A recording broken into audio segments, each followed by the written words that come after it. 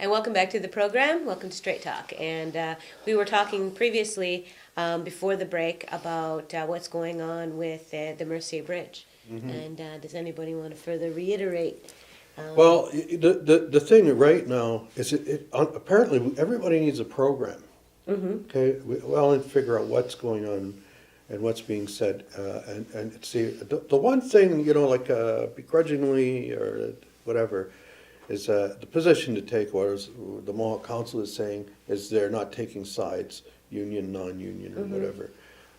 But I know, regardless of the comment that was in there, because I did have conversation with people from over there, that but the chiefs individual chiefs have been taking positions on one side or the other. So my point in that is not say, oh well, the tattletale on what's going on. Mm-hmm. It's simply saying that the issue is stirring such passions and positions. I mean, one of the things from within the council was being talked about is like in terms of where they seem to be going is that the council would take over everything in the community and having everybody like control over any kind of employment or trades or whatever, and then have everybody have to go into MSI.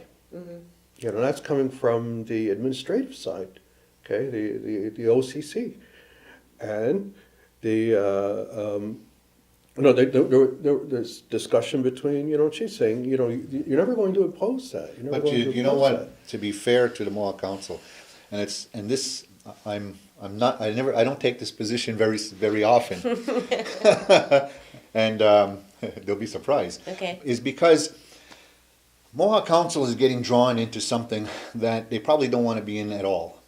They're getting drawn into this labor issue that rightfully with the bridge coming in and the amount of money that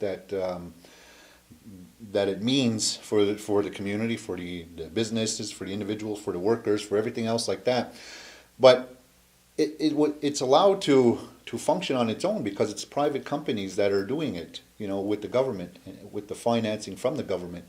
But now then it becomes a labor issue, and the labor issue is not being resolved at the point where it should be resolved with NBC and with the men and with their funding agencies. It's not being done there. So what happens now? The guys have no place to go. They have to go somewhere, and because Mohawk Council is the politicians and I guess the leaders of the day that have to be able to come to some kind of consensus or mediate between the two. And the only way to be able to do that is to form some type of a qualifications committee, whether it's agreed to one side or the other. But I think that it has to achieve the same thing at the end of the day.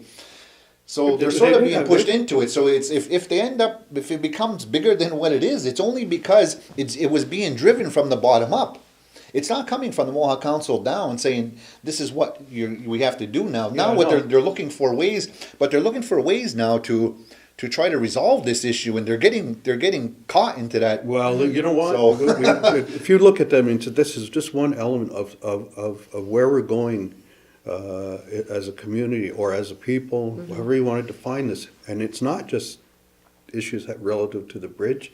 It's also the issues that are going to be relative to membership. It's issues relative to justice in terms of discussing what kind of jurisdiction are we talking about? Are we talking about administrative jurisdiction, or are we talking about national jurisdiction? And that's not where we're at. That's not where things are going. That's an ongoing. No, but the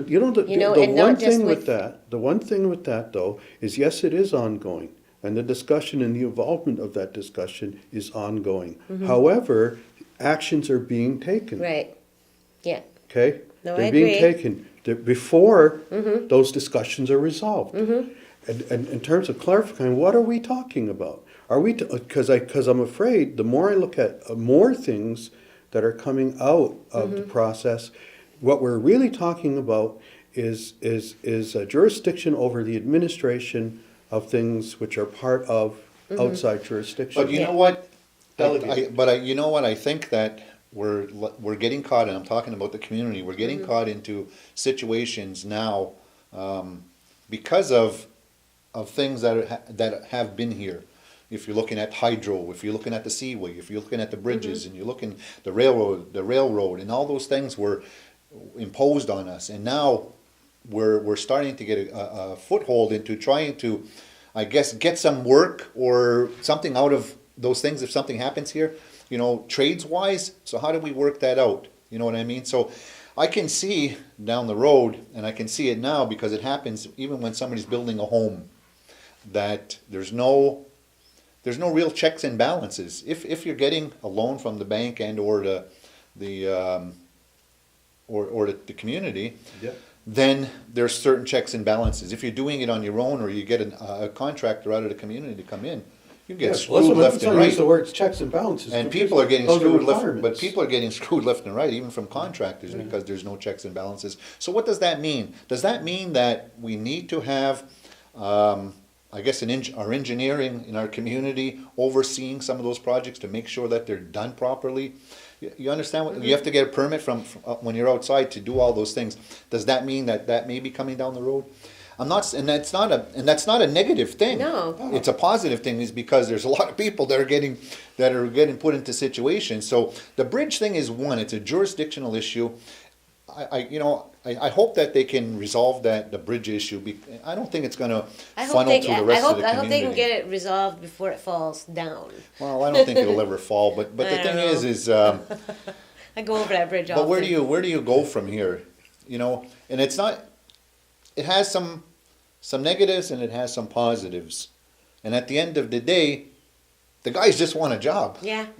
But I'll tell you one thing. And I just want a bridge that works. The one thing though is that regardless of what the government of Quebec does, the unions, positions that they take, regardless of those things, a lot of what will fall or stand starts from within, and it's over the issue of the disputes internally. And I don't know the answers to it, so this is not prescriptive. Right, we don't know. That's why it's hard to really analyze it, because basically that's what we do here.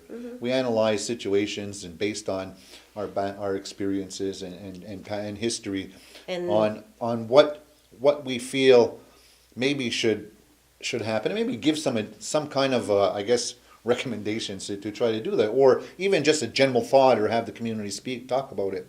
But it's a matter of trying to, I guess, get that informed information. I don't have it all. Like I said, I'm getting bits and pieces from different people, and it's. And we talked about that earlier. And it's hard to even to get an come up with- educated, yeah. informed opinion, even if you don't have all of the answers. Because you can go one way or the other, Right. but without the information, you can't even say that. Well, I agree to disagree, or Right. you know what I mean. So it would be a really So- good. I think it would be a really good idea if you could see about getting on, like you were saying, possibly union as well as. And I do speak to some of the guys, and they've been saying that they were going to try to get somebody from the union or representing the union to come and discuss their position Yeah. on it, Yeah. and so on and so forth. People are talking about a debate. I don't know if how effective that would be. It would, Because apparently last night at the community meeting there was quite a few heated discussions. and it's going to And- be, But because there's a sounds lot like of emotions when it the comes union, to non-union Yeah, definitely. thing, to me, this is just what not even necessarily an opinion, just it's a stab at it, is that it does seem to be coming down to, though, on some level, it's about fair hiring practices. Or it's Well, I mean, that's part like of somebody it. says, I have the qualifications, I don't want to lose this here or that, I want to be able to work. But now, you know what? But now what does it come to? As an But owner, who's going to decide who's? no. But the what thing is is, fair? now with so much, and this will be the last thought before we go to break, is that with all the animosity before that's going on, how do the owners now turn around and say, regardless of whether you're qualified or not, you're not working for me? Wow. You've been calling me down and going after me for all this time. Now that I'm holding that card, whether you have a job, but whether you can come here or not, you're not coming work for me. Sure, it's sort of alluded to in the I know, council it's- statement. You know, they're not Okay. taking a position. So it's, it's like. Everybody so it's- has an opportunity. Yeah, But so that's it's not the way tough. everybody feels. I know, and Right. it's gotta be fair somewhere. And on that note, we're going to take another break, and we'll be back with more of this lively discussion on Straight Talk.